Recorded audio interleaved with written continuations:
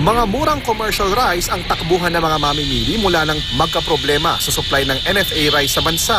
Sa Kidapawan City, pinakamababa ang commercial rice na 33 pesos kada kilo. Meron din 38 hanggang 39 pesos kada kilo. Sa Mega Q-Mart sa Quezon City, pinakamura na ang 37 pesos na binili raw ng mga tindera sa mga rice millers sa Bulacan. Pero reklamo ng ilang tindera.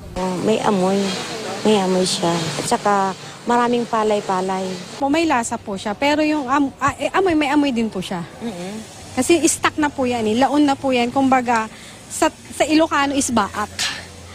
Okay. Dati nyo na may binibenta Oh, ganyan? dati na po. May bumibili naman? Pa-isa-isa lang po.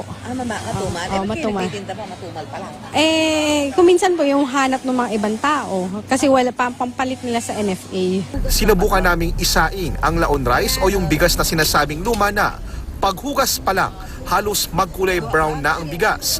Nang maluto, pinatikim namin ito sa ilang nasa palengke. Walang lasa? Wala, pero yung amoy lang pangit. Sa Litex Wet and Dry Market sa Quezon City rin, mabenta na raw ang tulong sa bayan na bigas na 39 pesos kada kilo. Pero kumusta naman kaya ang kalidad nito? Hindi nga lang siya talaga yung buo-buo na butil na kagaya ng mga matataas na presyo. Ang Nueva Ecija Rice Millers Association nagbebenta ngayon ng murang bigas sa mga pamilihan. Pero giit nila, bagong ani ang lahat ng kanilang ibinebenta. Hindi raw nila alam kung saan galing ang bigas na mura pero mababa ang kalidad. Hindi dapat sa amin magkaroon ng problema dahil alam namin, ang binibenta po namin, puro newly harvest po.